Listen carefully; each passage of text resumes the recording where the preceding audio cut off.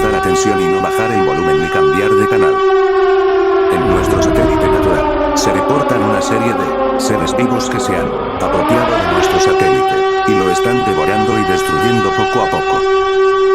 Debido a su fracturación actual es probable la caída de meteoritos por todo el país. Acapare suministros básicos, como agua, comida, medicina y equiparse con una radio. Se lanzará una ofensiva para sacar a los seres de nuestro satélite natural usando todo el armamento nuclear.